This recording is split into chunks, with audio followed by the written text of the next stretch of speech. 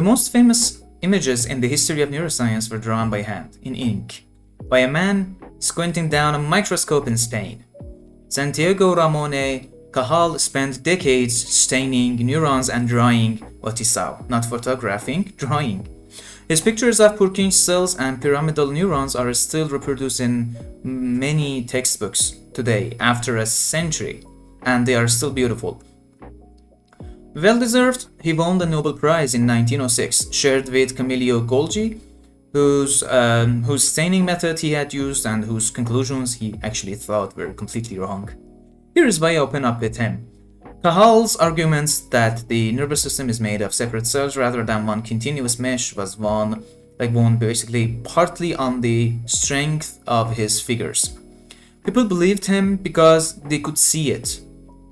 Your figures do the same job. They are not decorations you add at the end when the analysis is finished. For most of your readers, the figure is the paper. They will look at it for 30 seconds and never read your method section. So today we stop making plots by copying code and actually start understanding them. The anatomy of a figure. 2 objects. That is the whole mental model you need. This is basically the toy signal generator. You know it from previous sessions. Okay, here's the actual thing.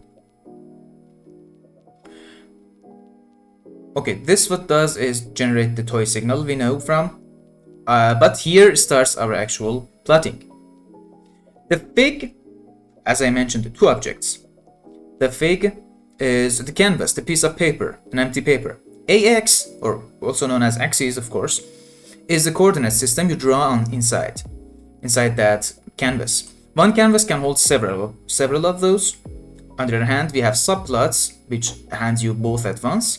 And from then on, almost everything you do is with the AX, nothing else.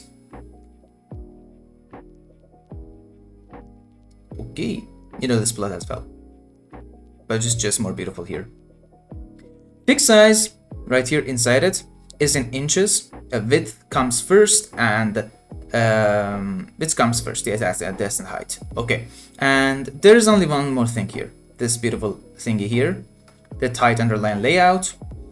What it does is that stops your labels like these, the amplitude and the time we have here, stops them from being cut off by the edges, which happens constantly, believe me. Just call it, there is no downside to it. The rest of the things you see, so if we have ax.plot, basically plots it using the time and the signal we generated. The color setting, this is just the default. We will discuss that. And label just labels, basically labels what you see here. There's a little label we have here for the signal we have. Then we have the rest are just the methods you call upon the AX. By methods, I mean anything that comes with AX, which is a variable, AX dot something, AS dot something. Those are the methods we call, which are basically like the Matplotlib's methods. X label sets a label for X axis, and the Y label sets a label for the Y axis. Like we have times for X axis and amplitude for the Y axis. We have a beautiful title for it too. And that's it. By the legend, we define the font size. The tick params is basically the label size we define. And the title layout, as I mentioned, do it every time, no downside. plt.show basically draws the whole thing, and that's it. Okay, let's do a little comparison. I'm going to plot the same data twice. This one, basically two lines of code, and this one a little bit like 4 or 5 lines, just a little bit more explanatory. The difference is massive. On the left side, the plot is everybody actually produces at 11 at night. On the right side is the same data but labeled. Nothing is wrong on the left, the numbers are identical, but there is no x-axis label, no y-axis label, no units, and a default line width that will vanish. Basically, this width, that this will vanish when this gets shrunk into a journal column. A figure that cannot be read is not a figure, it's a decoration with data on it. The changes on the right are small but very important. The axes have labels with units. A readable font size is defined for it. And the last line, which removes this one, I'm discussing this one, that spines top right. And visibility, that set visibility methods calls it false. What does this mean? Look at it. Something is missing, right? The top and the right. Okay. Basically what it does is that it removes the top and right edges of the box because they carry no information. Basically, just your eye has to work around them. Pick a set of habits like this one and apply them on every single time, and your figures will be better than most of what you see published. That is a low bar, and I'm actually being serious about it. Let's discuss something as well, the color, as I mentioned. When there are we are here at 2 things to mention about colors. Around 1 in 11 men has actually a form of red-green color deficiency, also known as a type of color blindness. If your 2 conditions are red and green, a meaningful fraction of your audience is actually seeing only 1 color. Believe me, this is important because it happens. This is not an accessibility issue, that is, people are not actually being able to read your result. And do not use rainbow color maps, please. On continuous data, the old JET map has bright yellow bands in the middle that your eyes read. Eyes reads as boundaries. So basically, it's what you have to do. Matplotlib's default now is Verdis, which is designed like this color. Is designed so the equal steps in data look equal steps in color, and it survives being printed in grayscale. So basically, the default works, but if you take one thing from this, default color maps in modern Matplotlib are good. Old ones from like 15 years ago are not. Let's move to histograms. I like these. ax.hist method gives us histograms with some, options for us. Basically, give the signal to it. Define the number of pins you want to draw, the color, which we discussed it, and an edge color for it. So a line plot like this one just shows the signal across time, our x-axis, which is time. A histogram, on the other hand, throws time away completely and shows you the distribution of values instead. Different question, same data, both worth asking. Now, look at that shape, because it is not what people expect. That is not a bell curve. It has weight piled up at both extremes and a dip in the middle. This dip is important.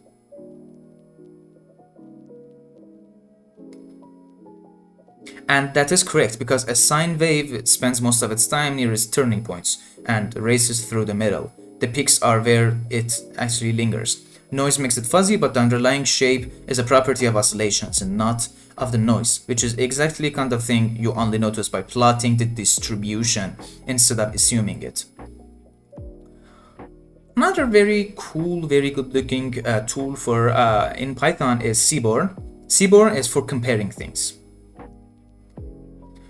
Seaborn sits on top of Matplotlib and it understands data frames as well, which is why it pairs very well with what we learned last session about pandas and data frames. And here in this box, in this cell, what I'm doing actually, I'm making 2 conditions where here out of our signal generator, 20 segments each, and on a strong, which one with stronger oscillation than the other. Condition A, condition B, and basically this strong for the standard deviation for the oscillation. One is strong, one is weak. I'm running it to get the data frame. If you don't know how to do this, where does this come from? I refer to you to the last, previous session's video. It is explained there. Okay. Now let's plot it. SNS is basically how we import. It's a community thing. Import Seaborn as is, like import Seaborn as SNS. You can name it anything, but the community likes it this way. Okay. The box. Let's see right here. The box shows the median and the middle half of the data, and the whiskers, these things out of it, are the extremes. But look at what I did on top. Okay. We have the box, we have the strip plot, our labels, title, and title layouts, as I mentioned, have it always. Let's look at it. Okay, we have this and we have this beauty. Okay, do that. It only costs, like, as I mentioned, a one line, a box plot alone, like this. Okay, just only if you can only write this and get the boxes out. But the strip plot is important because a box plot alone hides the thing you most need to know, which is whether those points are our data. Okay, like 20 points we have are a nice cloud, or actually are clusters of 10 pretending to be in one group. So let's actually do it and see what's the difference. You know, I'm talking about dots. That by strip plot, I'm talking about these dots, which are actually our data points, also known as, you know, scattering. If I comment this line here, see, no scattered dots. That is very informative in data, and having them alongside your box plots actually gives you a lot. So by returning it, uncommenting it again, you see that they are actually out there. A bar chart hides it even worse. You see that. There's actually a well-known paper in PLOS Biology journal from 2015 making this exact argument, and the title is "Stop Using Bar Plots for Continuous Data." As we have as you can see in the line graph, we have a continuous data in time. If you use bar plot, you're hiding what can be actually well observed here if you add a strip plot alongside a box plot. There's even an older and more famous version of this point too. In 1973, a statistician called Anscope actually built 4 datasets with identical means, identical variance, and identical correlations with 2 completely different, actually looked completely different when you plotted them. So one is a straight line and one's a curve. Very cool if you actually go and check it out. One is a curve and one is a cluster with actually a single point dragging everything sideways.